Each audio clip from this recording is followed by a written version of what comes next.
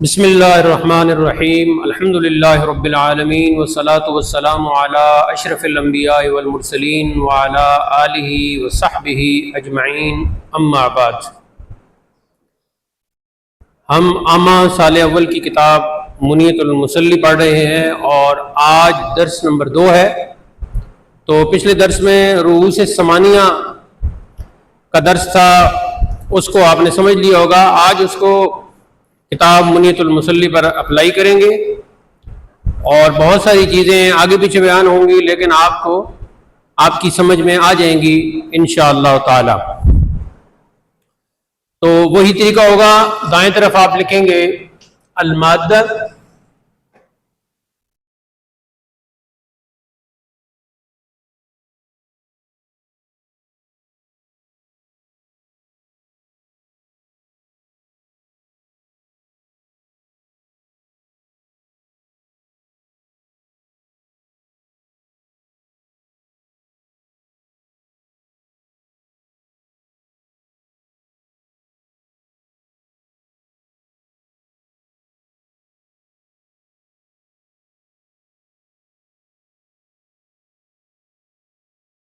درمیان میں درس سے منیت المصلی،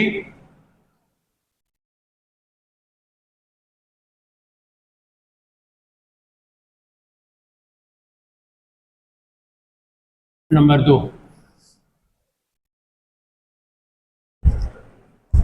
وہ چھوٹے تم آخر میں جو بیٹھے ہو ادھر قاری صاحب کے پاس جاؤ، اس طرح کا کوئی مارکر ہے تو لے کے آؤ۔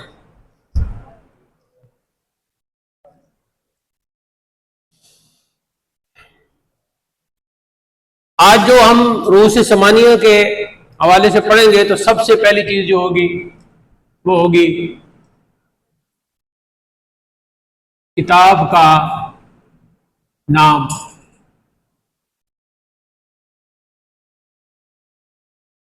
تعارف مصنف،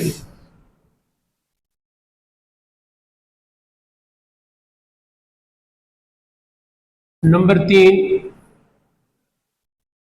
کتاب کا علم / فن۔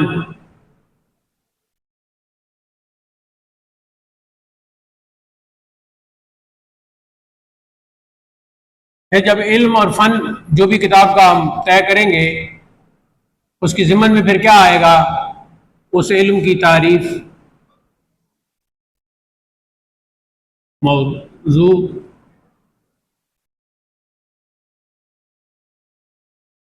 غرض و فائدہ۔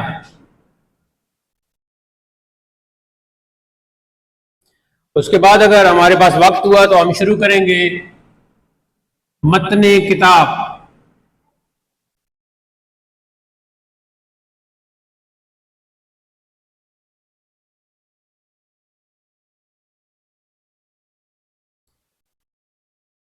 اگر نظر صحیح نہیں آ رہا تو میں بول رہا ہوں۔ سب سے پہلے ہم کتاب کا نام، یہاں میں بعد میں لکھ دیتا ہوں جب مارکر آ جاتا ہے۔ تو کتاب کا پورا نام ہے جی منیت المصلی، بلکہ ایسے کریں آپ کتاب کھولیں اور جہاں سے کتاب شروع ہو رہی ہے وہاں کتاب کا پورا نام لکھا ہوا، وہاں سے دیکھیں۔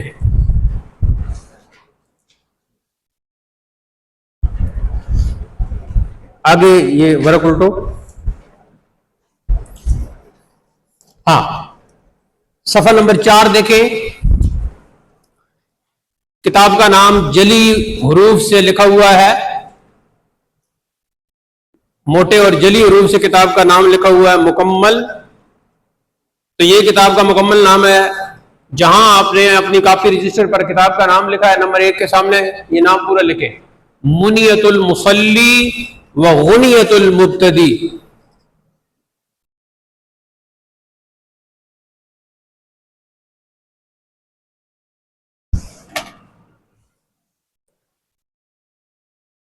منیت المصلی و غنیت المبتدی۔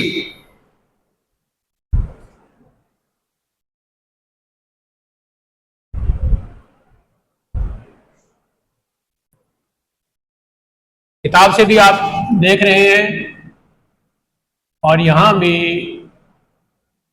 بات نہیں بنے گی.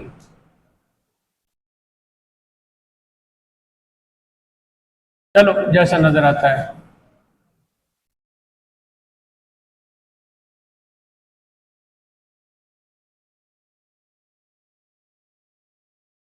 یہ میرا جو لکھنے کا انداز ہے اس کو بھی یہ مارکر خراب کر رہے ہیں. منیت المصلی و غنیت المبتدی.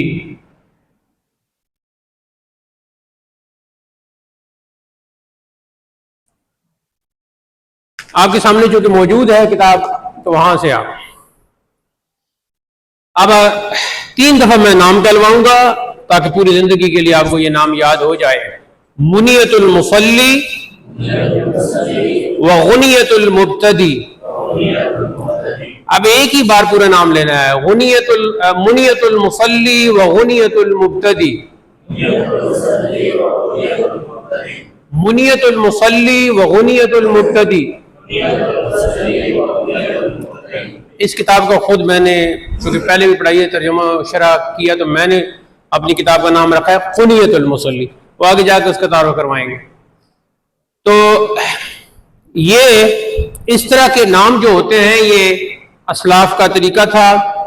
کتاب کا نام رکھتے وقت وہ اسے کہتے ہیں سجع. کیا کہتے ہیں؟ السین والجیم والعین. لکھیں کاپی پہ لکھ لیں. کتاب کا نام سجع کے انداز میں ہے. السین والجیم والعین. سجع جیسے شعر میں ہوتا ہے نا قافیہ ملتے جلتے حروف، تو ایسے ہی عربی نثر میں اور خاص کر قرآن مجید میں اور احادیث مبارکہ میں اس طرح کے جو ملتے جلتے الفاظ آتے ہیں تو انہیں کہتے ہیں سجع. قرآن مجید کا انداز بہت ایسا ہے پہلے پارہ سے لے کر آخر تک اس میں سجع کا انداز ہے. یہ سجع کا انداز آپس میں بعض صورتوں میں تو بہت زیادہ ہے جیسے سورہ الرحمن ہے. عموماً آیتیں ختم ہوتی ہیں تو یعلمون تعلمون تو اس طرح آپس میں ملتے جلتے الفاظ ہوتے ہیں تو اکٹھے اگر آئیں تو یہ سجع کے طور پر آتے ہیں. منیا غنیا المصلی کے مقابلے میں المبتدی تو اسے کہتے ہیں سجع کا انداز. کیونکہ یہ قافیہ کا انداز ہوتا ہے شعر میں. عربی شاعری میں ردیف کا قافیہ ردیف میں ردیف کا رواج نہیں تھا، صرف قافیہ کا رواج تھا. تو ایک قافیہ کو سامنے رکھ لمبے لمبے قصیدے لکھتے تھے. مثال کے طور پر آگے جا کر آپ پڑھیں گے امرؤ القیس کا قصیدہ ہے معلقۃ امرؤ القیس. تو وہ شروع ہوتا ہے قفا نبکی من ذکری حبیب ومنزلی بسقط اللواء بین الدحول فحوملی. آپ نے دیکھا دونوں مصروں کے آخر میں لام ہے تو اسے کہتے ہیں قصیدہ لامیہ کیونکہ اس میں قافیہ لام کا ہے. تو اس طرح کی شاعری دور جاہلیت میں موجود تھی. جب قرآن کا نزول ہوا تو قرآن میں بھی سجع کا جب انداز آیا تو معاذ اللہ وہ حضور کو شاعر کہنے لگے، شاعر سمجھنے لگے. قرآن نے 2-3 مقام پر اس کی تردید کی کہ یہ جو ہے یہ ہمارا کلام ہے، یہ کسی شاعر کا کلام نہیں ہے.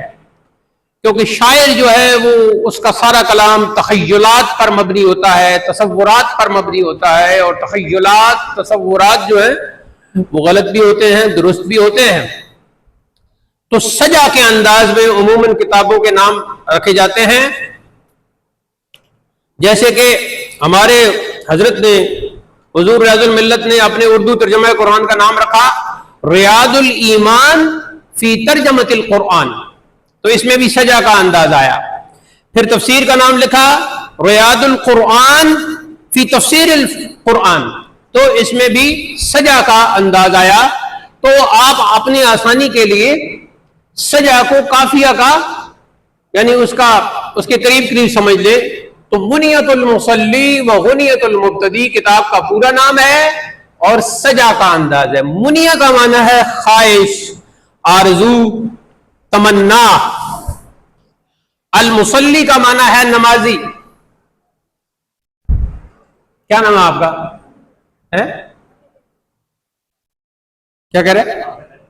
حامد علی. اچھا ہاں بیٹھو. اب یہ دوسری کوشش تھی حامد علی کی، تو دیکھیں یا ہماری لکھائی خراب ہو جائے گی یا مارکیٹ ٹھیک چلے گا. تو اب زیر زبر لگا لیں. یہ دیکھیں زبر تو ہو گئی، یہ زیر ہو گئی، یہ پیش یہ. جزم اور سکون کی جگہ جدید عربی رسم الخط میں دائرہ لگاتے ہیں. ٹھیک ہے، تو آپ نے آج سے یہ دائرہ لگانا سیکھنا ہے. اس کی وجہ یہ ہے کہ جزم جو ہے نا، اگر جزم ہم اس طرح ڈالیں نا تو یہ پیش کے تھوڑی سی پیش کے ساتھ اس کی مشابہت ہو جاتی ہے. مشابہت کون سا صیغہ ہے؟ آپ علم الصرف پڑھ رہے ہیں، کوئی سمجھ آ رہی ہے؟ مشابہت. علم الصرف کی دو کتابیں چل رہی ہیں آپ کی، ایک میزان الصرف اور دوسری چل رہی ہے آپ کی صرف بطرال غالباً چل رہی ہے. تو اس میں انشاءاللہ آپ کو پتہ چلے گا ان لفظوں کا بھی، اس لیے میں ابھی ادھر نہیں جانا چاہتا. فی الحال آپ لفظوں کا معنی ہی کر لیں. تو ایسے کریں گے، میم کے اوپر پیش ہو گیا،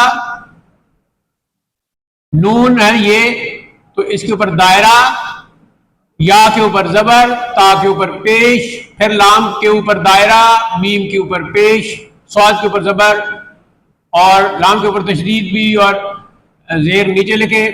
ویسے جدید عربی میں کرتے یہ ہیں کہ زیر جہاں شد ہو تو اس کے نیچے زیر لگا دیتے ہیں، ایسے کر دیتے ہیں. زبر لگانی ہو تو شد کے اوپر لگاتے ہیں. اس کے بعد یہ یا جو ہے یہ ساکن، واو کے اوپر زبر، غنیہ اسی طرح منیہ کے وزن پر ہے، سجع ہے چونکہ. المبتدی ہمارے اردو فارسی میں چھوٹی یا کے نیچے نقطے عام طور پہ نہیں لگاتے، لیکن عربی میں اکیلی یا بھی ہو تو اس کے نیچے نقطے لگاتے ہیں. منیت المصلی و غنیت المبتدی. تو آپ اپنی کتاب پہ جس سے بھی لکھ رہے ہیں ایسے کر دیں. یہ دیکھیں ایسے کریں گے، آرزو، تمنا. ٹھیک ہو گیا. اور ادھر اوپر جگہ ہے تو ادھر کر لے، اگر اوپر جگہ نہیں ہے تو ایسے نیچے کر کے نمازی. غنیہ کا معنی ہے بے پرواہ کرنے والی. بے پرواہ، پرواہ الف پہ ختم ہو جاتا ہے یہ لفظ. جو لوگ پرواہ آخر میں ہاں ڈال دیتے وہ درست نہیں، بے پرواہ. مبتدی ابتدائی طالب علم، جیسے کہ آپ سارے ہو. مبتدی حقیقت میں کہتے ہیں ابتدائی طالب علم کو، لیکن اگر کوئی بڑا عالم ہو، علماء کی مجلس میں بیٹھا ہو اور کوئی علمی بات چیت چل رہی ہو اور اس سے کہیں کہ حضرت والا آپ اپنی رائے گرامی سے نوازیں، تو وہ جواب میں کہیں کہ میں تو مبتدی ہوں. تو آپ کہیں گے کہ اتنا بڑا عالم ہو کر جھوٹ بول رہا ہے، مبتدی تو ابتدائی طالب علم کو کہتے ہیں. تو وہاں اس نے مبتدی کا یہ حقیقی معنی استعمال نہیں کیا، بلکہ اس مجلس میں ان علماء کے علوم و فنون کے سامنے، ان کے تجربات کے سامنے، ان کی وسعت معلومات کے سامنے اپنے آپ کو گویا ایک مبتدی پایا، تو اس وقت اپنے آپ کو مبتدی کہہ دیا. یہ انداز ہوتا ہے بلاغی انداز. کون سا انداز؟ بلاغی انداز. آگے جا کے آپ علم بلاغت کی کتاب پڑھیں گے. بلاغی انداز، بلاغت جو ہے وہ 3 علوم ہوتے ہیں: معانی، بیان اور بدیع. تو آگے کتابیں آپ پڑھیں گے، ان میں یہ 3 علوم ہوں گے، اس میں آپ کو سکھایا جائے گا کہ بلاغی انداز کیا ہے. بلاغی انداز جو ہوتا ہے وہ ایسے ہوتا ہے کہ جیسے ہی کوئی لفظ استعمال ہوتا ہے تو سننے والوں کے کانوں سے ٹکراتے ہی اس کے دماغ میں جا کے بالکل بیٹھ جاتا ہے، اسے سمجھ آ جاتی ہے. جیسے کوئی بے وقوفی کا مظاہرہ کر رہا ہو تو بلاغی انداز میں سے کہا جائے گا او گدے. تو جب ایسے کہا جائے گا بلاغی انداز میں تو فوراً اس کے دماغ میں یہ بات ذہن نشین ہو جائے گی. قرآن نے بلاغی انداز اختیار کیا ہے. پہلے میں نے کہا یہ ساری علم تفسیر اصول تفسیر کی باتیں جو میں ضمنی طور پر کر رہا ہوں کہ قرآن نے جب سجا کا انداز اختیار کیا تو شعراء نے دیکھا کہ یہ تو شاعر ہی ہے, تو نعوذ باللہ حضور کو شاعر کہا. اچھا جی, اب منیہ کا معنی ہو گیا تمنا, آرزو, نمازی کی آرزو, نمازی کی آرزو, اور ابتدائی طالب علم کو بے پرواہ کر دینے والی. آپ میں سے محمد حبیب الرحمان بیٹھا ہے, عبداللہ بیٹھا ہے, معین صاحب بیٹھے, اور بھی جو بڑے فیض رسول وغیرہ انگریزی سمجھتے ہیں, تو منیہ کا معنی آپ کریں گے ڈیزائر, لکھ لیں. مسلی کو کیا کہتے ہیں؟ Praying person. تو آپ لکھیں ڈیزائر آف پریئنگ پرسن. منیت المسلی کا معنی کیا ہوگا؟ Desire of praying person. Praying person کی ڈیزائر یہی ہے نا کہ جب وہ پرے کر رہا ہو, عبادت کر رہا ہو, نماز ادا کر رہا ہو, تو اس وقت اسے نماز کے تمام مسائل کا پتہ ہو. تو یہ کتاب ڈیزائر آف پریئنگ پرسن ہے, اور ابتدائی طالب علم اس کو پڑھتا ہے تو غنیہ اس کو بے پرواہ, سفیشینٹ لفظ استعمال کرتے ہیں, سفیشینٹ کر لیں. سفیشینٹ فار, ابتدائی طالب علم کو انگریزی میں کہیں گے بگنر, تو آپ کہیں گے sufficient for beginner, desire of praying person and sufficient for beginner. اب آپ کو اس کتاب کے نام کی کوئی وہ اس کے بعد یہ نہیں کہنا چاہیے کہ اس کتاب کا نام ہمیں سمجھ نہیں آ رہا. اب دیکھو کمال, دیکھو مصنف کا کہ کتاب کا نام ہی ایسا رکھا جس پر ہم نے غور کیا تو ہمیں پوری کتاب کے جو محتویات ہیں, محتویات, اور اس کے لیے دوسرا لفظ استعمال ہوتا ہے مندرجات, جتنا بھی کنٹینٹ ہے اس کا.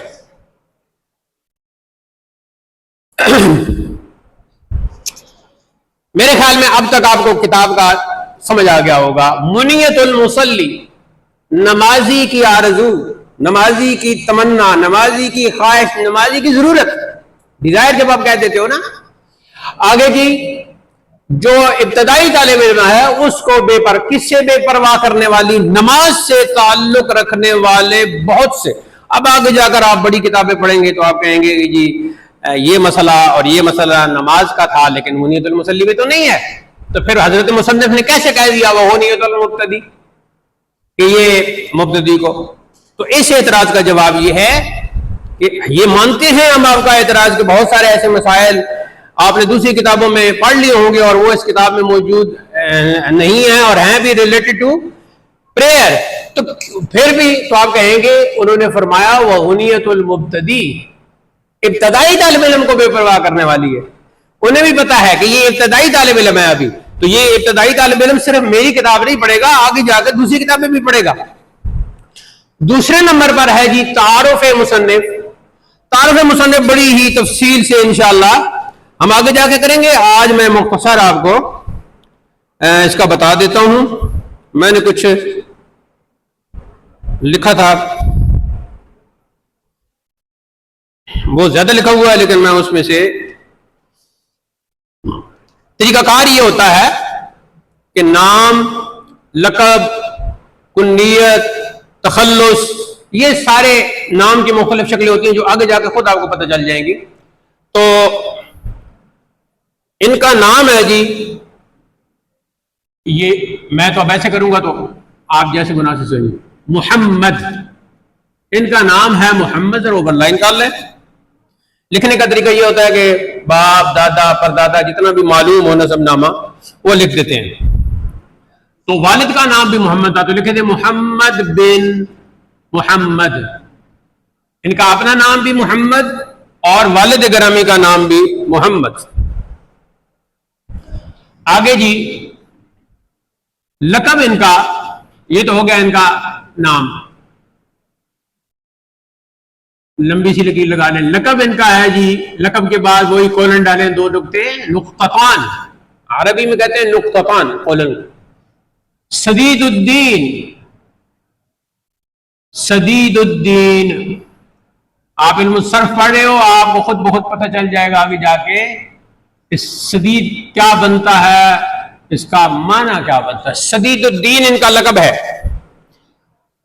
ٹھیک ہے جی، محمد بن محمد اور سدید الدین ان کا لقب ہو گیا۔ کاشغر،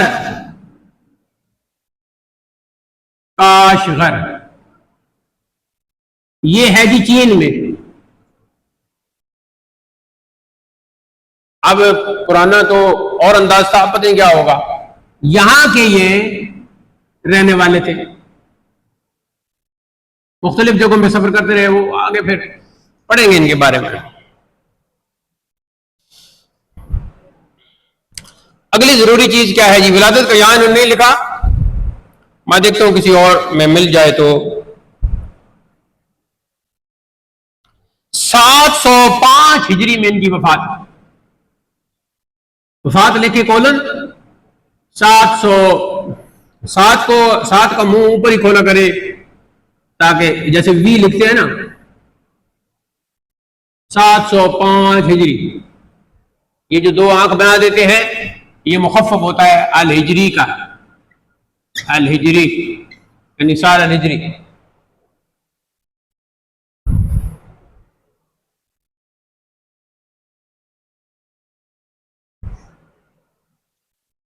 انشاءاللہ جس دن کتاب خاتمے پر پہنچیں گی، اللہ تعالی ہم سب کو ہمت دے، طاقت دے، ہماری قسمت میں ہوا یہ کتاب پوری مکمل، تو جس دن مکمل ہو جائے گی اس کے بعد متن مکمل ہو جائے گا، پھر ہم ان کے بارے میں مزید تفصیل سے پڑھیں گے، اور اس وقت ہم یہ بھی پڑھیں گے کہ اس کتاب کی منیت المصلی کی شروحات، منیت المصلی کی شروحات، شرح کی جمع ہے نا، کن کن نے لکھی ہے۔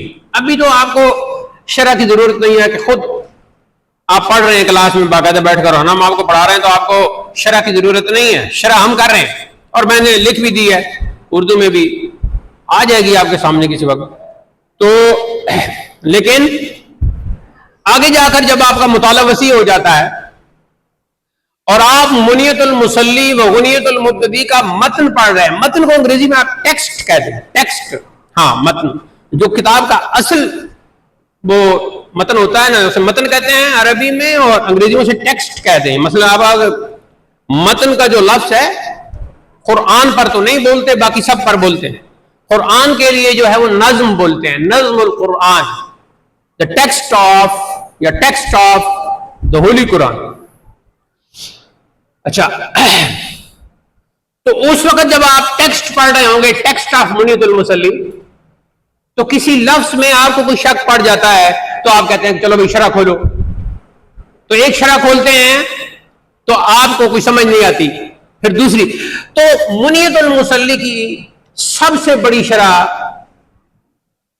علامہ حلبی نے کی ہے، سب سے بڑی شرح علامہ حلبی نے کی ہے، میں آپ کو دکھاؤں گا، میرے پاس ہے، اگلے درس میں میں آپ کو دکھا دوں گا، جب آپ کی عربی زبان ٹھیک ہو جائے گی، عربی زبان پڑھنا آپ کے لیے کوئی مشکل نہیں رہے گا، تو آپ خرید لیجئے گا علامہ حلبی کی شرح۔ علامہ حلبی نے اس کتاب کی شرح لکھی، ایک چھوٹی، اچھا چھوٹی جب کہا جائے تو 200-400 صفحے سمجھ لیا کرو، اور دوسری لکھی بڑی، 2 شرح انہوں نے لکھی۔ تو چھوٹی اور بڑی شرح لکھنے کی کیا وجہ ہوتی ہے؟ مختلف وجوہات ہوتی ہیں۔ صاحب ہدایہ نے، جو علم فقہ کی سب سے بڑی کتاب ہے اور آپ کے کورس میں سب سے آخری کتاب ہے، وہ آپ پڑھیں گے تو انہوں نے کہا میں نے اتنی جلدوں میں یہ کتاب لکھی، پھر میں نے دیکھا کہ یہ تو شاگرد تنگ آ جائیں گے، تو پھر میں نے اس کو مختصر کر دیا۔ اب جو مختصر کیا ہے وہ بھی 2-3 ہزار صفحہ بن ہی جاتا ہے، لیکن جیسے جیسے آپ بنیادی چیزیں پڑھتے جائیں گے تو آگے جا کے آپ کو آسانی ہو جائے گی۔ اچھا، اب ہم نے رؤوس ثمانیہ میں پڑھا تھا کہ کتاب کا نام اور کتاب کے اندر کیا ہے، اس طرح طالب علم کو بتائے کہ طالب علم کو پتہ چل جائے کہ میں یہ کیا پڑھ رہا ہوں، یہ جو میں پڑھ رہا ہوں، پڑھنے کے لائق بھی ہے یا نہیں؟ تو آج آپ کو پتہ چلا، کتاب کے نام سے پتہ چل گیا کہ خود مصنف کہہ رہے ہیں کہ یہ جو میری کتاب ہے ہر نمازی کی آرزو ہے، اس کی ڈیزائر ہے، اور ہر بگنر، ہر ابتدائی طالب علم کو یہ بے پرواہ کرنے والی ہے، یعنی اس کے لیے بہت ہی مفید اور بہت ہی فائدہ بخش ہے۔ نام حضرت کا محمد بن محمد ہے، لقب سدید الدین ہے، کاشغر چین کے رہنے والے تھے۔ تو گاؤں، جس گاؤں کا بندہ ہوتا ہے، جس شہر کا بندہ ہوتا ہے، اس کے ساتھ نسبت لگانے کے لیے آخر میں یا لگا دیتے ہیں، تو پھر یہ بن گئے کاشغری۔ کیا بن گئے؟ ہاں بولو۔ ہاں، اسے کہتے ہیں اس میں منسوب، آپ علم صرف میں پڑھو گے، کاشغری۔ اب کتاب کے اوپر ذرا باہر دیکھیں، جلد کے اوپر کیا لکھا ہوا ہے نام حضرت کا؟ علامہ سدید الدین کاشغری۔ تو لقب لکھ دیا، علامہ کا صرف کتاب پر لقب لکھا ہے، نام نہیں لکھا محمد بن محمد، تو پورا نام محمد بن محمد ہے۔ آگے شجرنگ سے مزید پڑھیں گے۔ اور لقب وہ ہوتا ہے کہ جو زیادہ مشہور ہو جائے، ٹھیک ہے؟ پیدائشی نام میرا محمد صلاح الدین رکھا گیا، آگے جا کے کچھ وجوہات کی بنا پر تبدیلی ہوتی گئی۔ 5ویں کلاس میں، بلکہ 4تھی کلاس میں نے فارسی میں، پنجابی میں، اردو میں شاعری شروع کر دی، تو ہمارے حضرت اس پر ناراض بھی تھے کہ تم سبق چھوڑ کے شاعری کی طرف آ گئے ہو۔ درن دنیا شہا جزتو ندیدم ما منو ماوا، یہ میری 4تھی 5ویں کلاس کا فارسی کا مصرع ہے جو آپ کے سامنے میں نے پڑھا ہے۔ تو کلاس فیلو تھا میرا ندیم، تو میں نے تخلص اپنا رکھ لیا ندیم، اور ندیم پر میں نے بڑی غزلیں کہیں اور بڑی شاعری کہی۔ یہاں کے بڑے بڑے طلبہ مجھے تنبیہ بھی کرتے رہتے تھے کہ یہ جو تمہاری غزلیں حضرت نے دیکھ لیں تو پتہ نہیں کیا کیا وہ سوچیں گے۔ شاعر جو ہے، قرآن کہتا ہے کہ شاعر ہر وادی میں وہ کرتا رہتا ہے۔ اچھا شعر اپنے مضمون کے اعتبار سے اس کی قرآن نے بھی تعریف کی ہے، خود رسول کریم صلی اللہ علیہ وسلم کی زبان سے اشعار جاری بھی ہوئی ہیں۔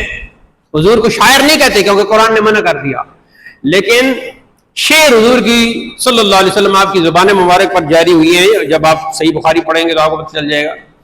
اور ایسے ہی آپ نے سنے، کبھی کبھی ایسے ہوتا تھا کہ مثال کے طور پر آپ ایک دفعہ اپنی سواری پر تشریف فرما ہے، اچھا حضور نے، حضور کی جتنی سواریاں، حضور کی جو چیز بھی تھی اس کے نام، سواریوں کے بھی نام۔ تو مثلا ایک اونٹنی تھی تو اس کا نام ہے ابوا، تو ایسے ہی ایک خچر یا گدا مبارک کہہ لیں، اس کا نام تھا یعفور، الیاء والعین والفاء والواء والراء، اور ابوا جو ہے العین والضاد والباء والالف والہمزہ۔ تو سواری پر آپ تشریف فرما، اور پیچھے اب مجھے صحابی کا نام بھول گیا ہے، ان کو ردیف بنایا۔ ردیف کہتے ہیں سواری پر کسی کو پیچھے بٹھانا، جیسے ہم موٹر سائیکل کے پیچھے بیٹھ جاتے ہیں نا اپنے کسی بھائی دوست کے ساتھ، تو اسے عربی میں کہتے ہیں ردیف۔ اور کافیہ ردیف وہ اس لیے ہوتا ہے کہ کافیہ کے بعد ایک لفظ آتا ہے جو ہر وقت کافیہ کے ساتھ ہی بیٹھا ہوتا ہے۔ واہ کیا جود و کرم ہے شہ بطحا تیرا، تو بطحا کافیہ ہے اور تیرا اس میں ردیف ہے۔ نہیں سنتا ہی نہیں مانگنے والا تیرا، والا کافیہ اور تیرا پھر وہی ردیف آ گئی، تو تیرا ہر شعر میں ساتھ ہی ہے، تو اس لیے پھر اس کو ردیف کہہ دیتے ہیں۔ تو ویسے ردیف کس کو کہتے ہیں؟ سواری پر کسی کو پیچھے بٹھانا۔ تو آپ صلی اللہ علیہ وسلم نے بعض صحابہ کو جب ردیف بناتے تھے اپنے پیچھے بٹھا لیتے تھے سواری پر، تو ان میں اس بعد ایسے صحابہ ہیں کہ جن کو فرماتے کہ کچھ شعر سناؤ، اور ایک نہیں دو نہیں، عربی کے کافی تو آپ کو، عربی کے قصیدے تو آپ پڑھیں گے 80 اشعار سے تو زیادہ، یہ امرؤ القیس کا قصیدہ آپ پڑھیں گے تو لمبے لمبے قصیدے، تو پتہ نہیں کتنے کتنے 100 اشعار آپ صلی اللہ علیہ وسلم سماعت فرماتے اور داد بھی دیتے، اور آپ اشعار پر آپ نے تنقید بھی فرمائی۔ جب حضرت کعب بن زہیر آئے معذرت کے لیے تو انہوں نے قصیدہ لکھا حضور کی خدمت میں، جسے قصیدہ بردہ کہا جاتا ہے۔ ایک قصیدہ بردہ یہ مشہور ہے ہمارے ہاں، مولا یا صلی وسلم دائما ابدا، امام بصیری کا، لیکن حقیقت میں جو حقیقی قصیدہ بردہ ہے وہ ان کا ہے، کیونکہ حضور نے انہیں ادھر امام بصیری کو خواب میں آ کر ادھر چادر عطا کی۔ اگر یہی چادر بھی موجود تھی آپ صلی اللہ علیہ وسلم کے لیے بیداری اور خوابے کی بات ہے، لیکن امام بصیری کا خواب تھا، ادھر حضرت کعب کو براہ راست چادر عطا فرمائی، تو وہ بھی قصیدہ بردہ ہو گیا، پڑھیں گے انشاءاللہ۔ اس میں انہوں نے کہا، سنا رہے تھے جب، اور شروع میں غزل کا انداز اور بانت سعاد کہتے ہیں اسے، قصیدہ بانت سعاد، بانت سعاد فقلب اليوم متبول، یہ اس کا پہلا مصرع. تو اس میں ایک مصرع کہا جب حضور کی شان شروع کی، ان الرسول لنار یستضع به، رسول کریم ایک گویا جلتی ہوئی آگ ہیں جس سے لوگ روشنی حاصل کر رہے ہیں. تو وہاں کریکشن کی آپ صلی اللہ علیہ وسلم نے اور فرمایا یہاں کہو ان الرسول لنور یستضع به. کہہ دے سبحان اللہ. اگر کوئی کہتے بھئی نور بشر کا مسئلہ، یہ تو آپ علوم و فنون حاصل کر لیں گے تو آپ کو پتہ چل جائے گا. یہاں حضور نے خود کو نور کہا، کریکشن کروائی کہ لکھو یہاں میرے لیے نور. پھر انہوں نے کہا حضور کو سیف مہند من سیوف الہند مسلول، غالباً ایسے ہے کہ آپ گویا ہندوستان کی تلواروں میں سے ایک تلوار ہیں. اس وقت ہندوستان کی تلواریں بہت مشہور تھیں، عرب ان سے لے کے جاتے تھے. تو وہاں کریکشن فرمائی، سیوف الہند نہیں بلکہ من سیوف اللہ، اللہ کی تلواروں میں سے. انشاءاللہ قصیدہ بانت سعاد پر اگر آگے عربی ادب کی کوئی ہمارا پیریڈ ہو تو ہم آپ کو بتائیں گے، یہ ساری چیزیں سمجھائیں گے. آگے چلتے ہیں جی. 2 چیزیں ہماری مکمل ہو گئیں. وقت ہمارے پاس کم ہوتا ہے، میرے اس کھوپڑی میں بہت کچھ ہوتا ہے. نمبر 3، کتاب کا علم یا فن. رؤوس ثمانیہ میں سے ہم نے یہ بھی پڑھا تھا کہ یہ بھی پتہ ہونا چاہیے کہ کتاب کون سے علم پر ہے، کون سے فن پر مشتمل ہے. تو یہ کتاب علم پر مشتمل ہے تو فن تو یہاں سے نکل گیا، تو علم پر ٹک لگا لیں. علم کون سا ہے جی اس کا؟ وہ ہے علم، عربی انداز میں کہہ رہے ہیں، علم الفقہ. بولیں ذرا، علم ہاں زیر زبر بھی لگا لیں. علم الفقہ مرکب پورا بنے گا علم الفقہ. اور جب آپ وقف کریں گے تو عربی میں یہ انداز ہے کہ آخری حرف آٹومیٹکلی ساکن ہو جاتا ہے، تو پڑھیں گے علم الفقہ. اور فارسی اردو کے انداز میں کہیں گے علم فقہ. ذرا بولیں، سب بولیں علم. ہاں بھائی ایسے نہیں ہوتا، میں نے کہا علم میں تو آپ نے آگے فقہ کہہ دیا. پورا بولو علم فقہ. اب میں کہوں گا علم میں تو آپ نے پورا بولنا ہے، علم ہاں پورا بولنا نا، علم فقہ. اب بہت سے حضرات آپ کو ایسے ملیں گے جو اس کو غلط پڑھتے ہیں، زبان پہ بس ان کی وہ ایسے کرتے ہیں فقہ. کیا پڑھ رہے ہو جی؟ فقہ. منیت المصلی کس علم کی کتاب ہے؟ فقہ. نہ فقہ نہیں کہنا. آپ طالب علم ہو، سیکھ رہے ہو، پڑھ رہے ہو، شیشو علم فقہ. بولے ذرا، منیت المصلی کس علم کی کتاب ہے؟ علم فقہ کی. تو اب تھوڑا سا علم فقہ کی طرف جاتے ہیں. میں نے بہت کچھ لکھا تھا آپ کے لیے لیکن شاید آگے جا کے آپ کو کام دے گا، تو ابھی میں اس کا بہت ہی مختصر کر دیتا ہوں. اچھا میں ایک بات کرنے لگا ہوں، اگر آپ کا اتفاق ہوا تو آپ نے کہنا ہے ہم متفق ہیں، ٹھیک ہے.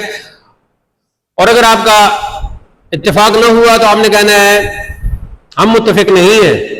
اور اگر آپ چونکہ مبتدی ہیں، ابتدائی طالب علم میں، تو کچھ سمجھ میں نہ آ رہا ہو تو آپ کہہ دیں کہ کچھ سمجھ میں نہیں آ رہا کہ کیا کہیں. میرے خیال کے مطابق، ناقص خیال کے مطابق، عامہ سال اول میں یہ کتاب نہیں ہونی چاہیے. بولے آپ متفق ہیں؟ میں نے کیا کہا ہے؟ عامہ سال اول کے طلبہ کے لیے یہ کتاب نصاب میں نہیں ہونی چاہیے.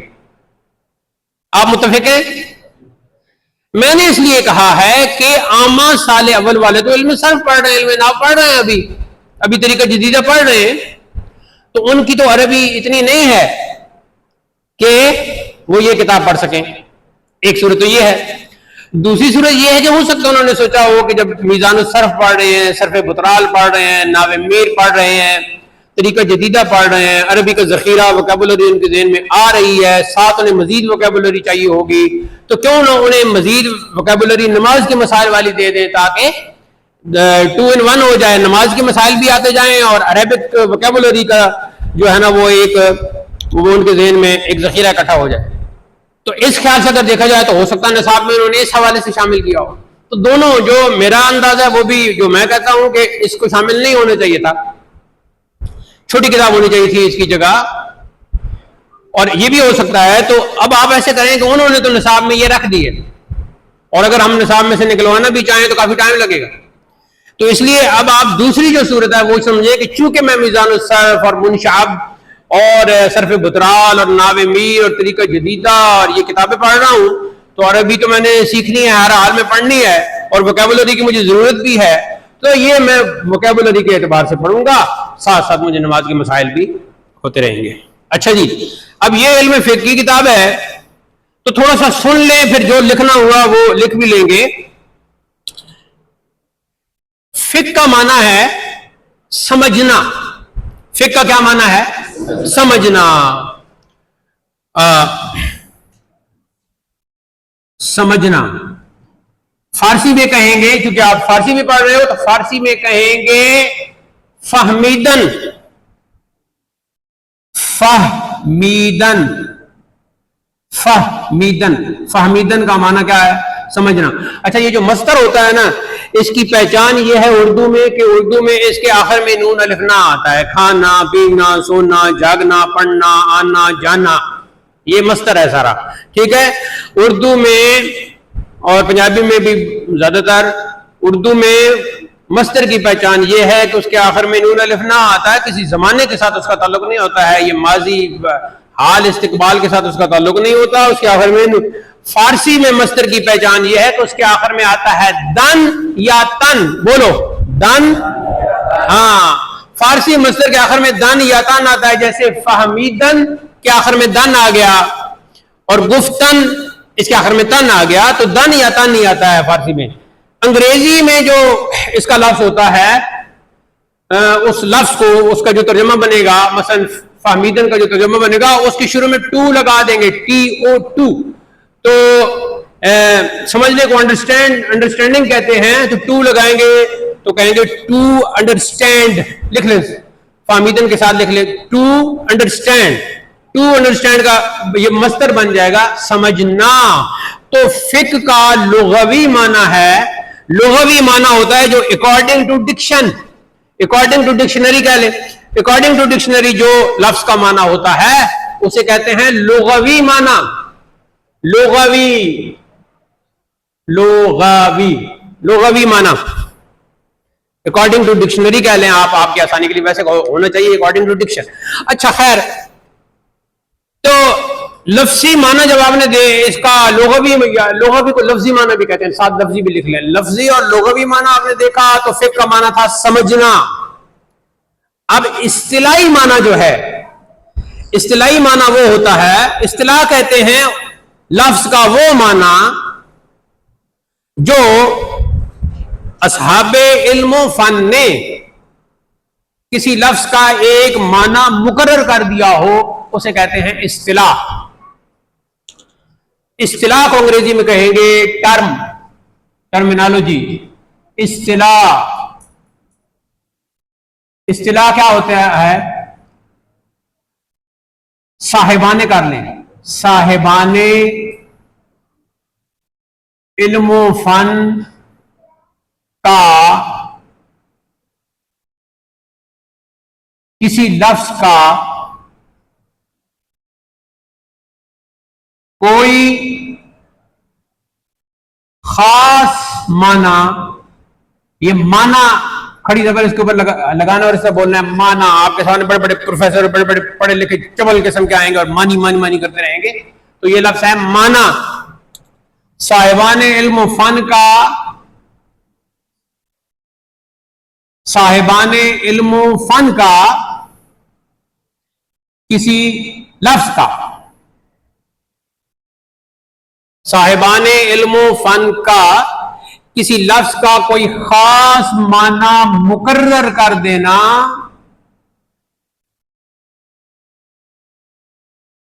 اصطلاح کہلاتا ہے.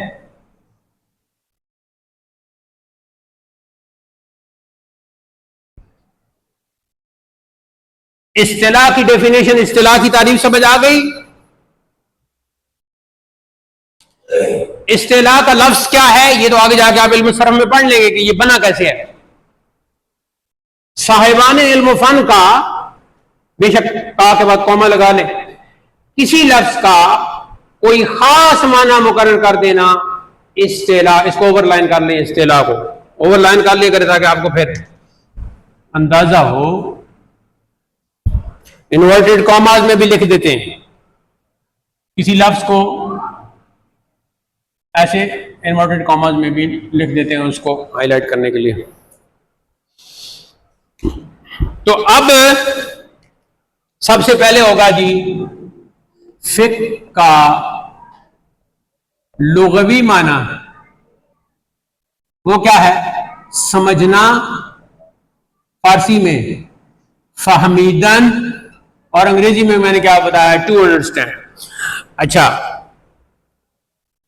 فقہ چونکہ ایک علم بن چکا ہے تو پھر یہاں کریں گے علم فقہ کی تعریف.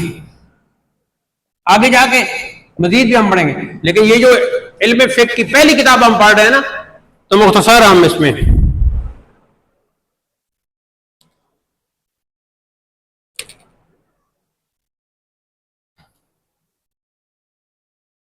آگے جا کے آپ پڑھیں گے کہ فقہ کا معنی ہے شک کرنا, کھولنا, سرچ کرنا. یہ سارے آگے معنی آپ پڑھیں گے, لیکن فی الحال آپ یہ سمجھیں جو میں نے لکھا ہے سمجھنا اور فہمیدن, ٹو انڈرسٹینڈ. تعریفیں بہت ساری ہیں, میں ایک مختصر سی کوئی تعریف جو ہے نا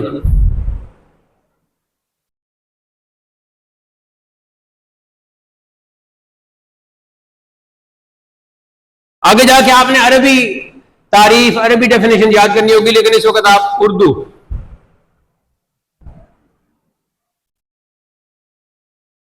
وہ علم ہے جس میں شرعی احکام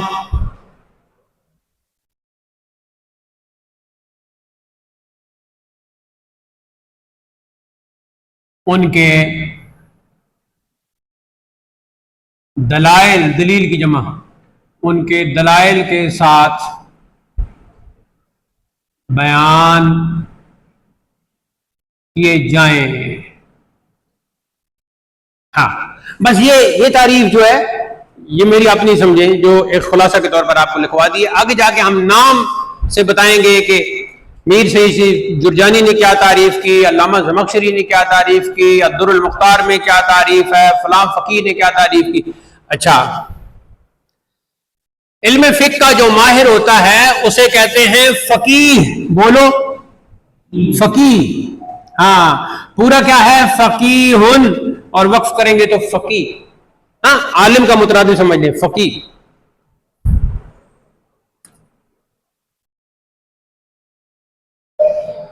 موضوع اس کا کیا ہے جی؟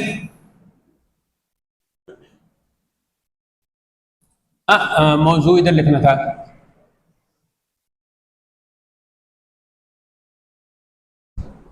موضوع ادھر لکھنا ہے.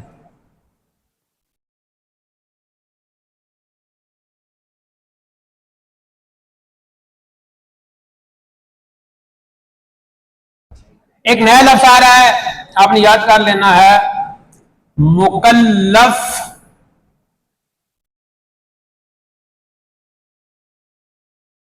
مکلف لام کے اوپر زبر, مکلف کا فعل, فعل کہتے ہیں کام کو, مکلف کہتے ہیں جس کو حکم دیا گیا. وہ کون ہے؟ ہم جتنے بھی اللہ اور اس کے رسول کو ماننے والے ہیں تو پھر اللہ اور اس کے رسول کے احکام کے ہم کیا ہیں؟ مکلف. ہم میں سے ہر کوئی اللہ کا مکلف ہے. تکلیف, عربی میں تکلیف کا معنی کیا ہے؟ حکم دینا. لکھ لو, تکلیف کا معنی ہے حکم دینا, اور جس کو حکم دیا جاتا ہے اسے کہا جاتا ہے مکلف. جس کو تکلیف دی جاتی ہے, اور تکلیف کا مطلب ہے کسی کام کا حکم دینا, اسے کہتے ہیں مکلف. اور جو تکلیف دینے والا ہے، حکم دینے والا ہے، اللہ اسے کہتے ہیں مکلف. زیر اور زبر کا فرق ہے، یہ آگے جا کے آپ کو پتہ چل جائے گا. زیر کے ساتھ اسم فاعل بنتا ہے، زبر کے ساتھ اسم مفعول بنتا ہے. اسم فاعل اسم مفعول آگے جا کے آپ جب مشتقات پڑھیں گے نا علم الصرف میں، مشتقات. اچھا آپ علم الصرف بھی پڑھ رہے ہیں، علم النحو بھی پڑھ رہے ہیں، سیرت بھی پڑھ رہے ہیں، اور کیا پڑھ رہے ہیں، تاریخ بھی پڑھ رہے ہیں، عربی زبان کی ابتدائی مشق بھی کر رہے ہیں، علم الانشاء کہتے ہیں. تو کسی بھی کتاب کا کوئی بھی بات آپ کو سمجھ میں نہ آئے تو آپ مجھ سے پوچھ لے کریں. اچھا مکلف کا فعل، کوئی بھی کام، کوئی بھی حکم جو اللہ نے کیا ہے، مکلف کا یہاں مانا بندہ کر لیں. چلیں ہر بندہ ہی اللہ کا تو مکلف ہے نا، مرادی طور پر بندہ کر لیں اس کا مانا بندہ. تو بندے کا کوئی بھی فعل ہے نا، وہ موضوع ہے جی علم فقہ کا، کہ اس فعل کے بارے میں بتایا جائے گا، علم فقہ بتائے گا کہ یہ جائز ہے، یہ ناجائز ہے. ٹھیک ہے، تو موضوع یہ بن گیا. وہ علم فقہ وہ علم ہے جس میں شرعی احکام کے دلائل کے ساتھ بیان کیے جائیں.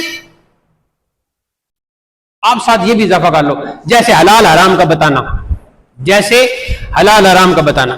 اب موضوع اس کا مکلف کا فعل ہے، اس فعل کے بارے میں علم فقہ میں بتایا جائے گا کہ یہ ناجائز اور یہ جائز ہے. مثلا ایک شخص ہے، وہ اپنے آپ کو مسلمان کرواتا ہے اور نماز نہیں ادا کرتا، تو یہ ناجائز اور حرام ہے.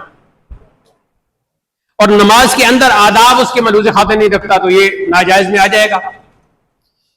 پھر الگ الگ مسائل ہوں گے جیسے کہ منیت المسلی میں آگے بیان ہوگا. اچھا جی، تیسری چیز ہے غرض و فائدہ. غرض کیا ہے جی؟ پہلے غرض و فائدہ لکھ کے نا، غرض فائدہ الگ لکھ لیں گے. غرض و فائدہ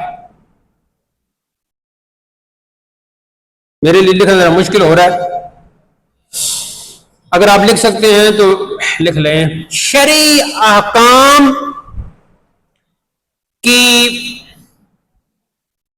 شرعی احکام کی معرفت. معرفت کا لفظ آپ لکھ لیں معرفت، لیکن بریکٹ میں پہچان بھی لکھ لیں.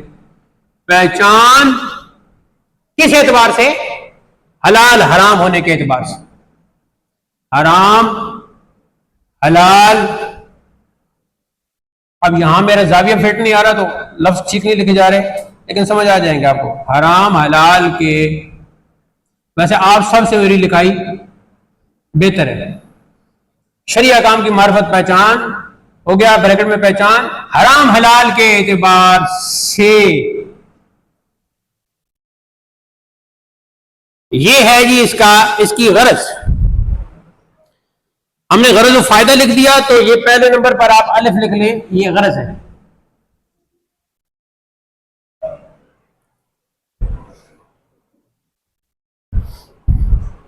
فائدہ کیا ہے؟ اس علم کے ذریعے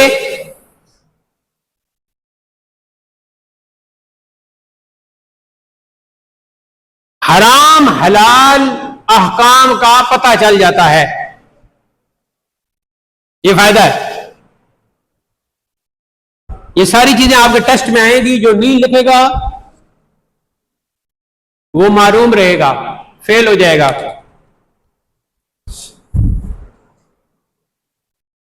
جی فائدہ یہ ہے کہ اس علم کے ذریعے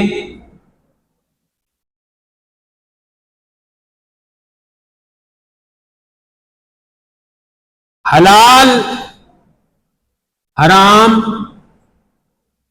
کاموں کی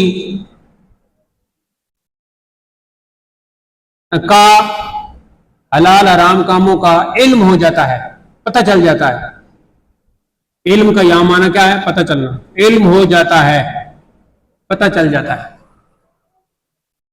یہ فائدہ ہے. جب یہ فائدہ آپ کو، اچھا یہاں ایک سوال ہے کہ غرض اور فائدہ میں فرق کیا ہے؟ آپ نیچے لکھیں جی، اگلی سرخی ہیڈنگ لکھیں، غرض اور فائدہ میں فرق.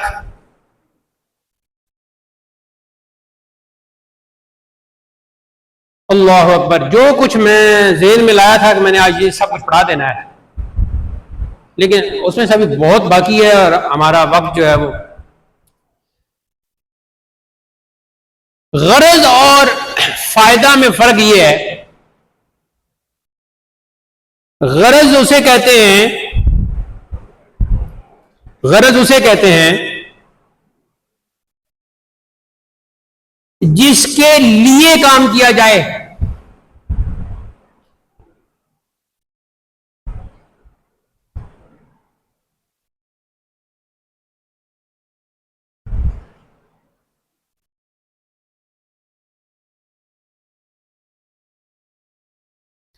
اور فائدہ جو ہوتا ہے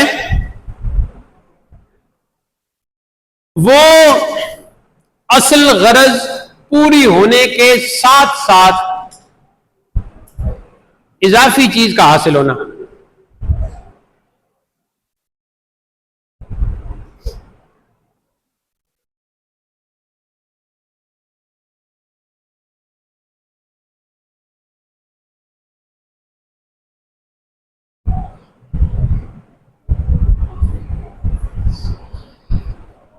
میں مثال دے کے سمجھاتا ہوں. آپ کلاس میں آئے اور آپ کے کلاس میں آنے کی غرض تھی علم حاصل کرنا.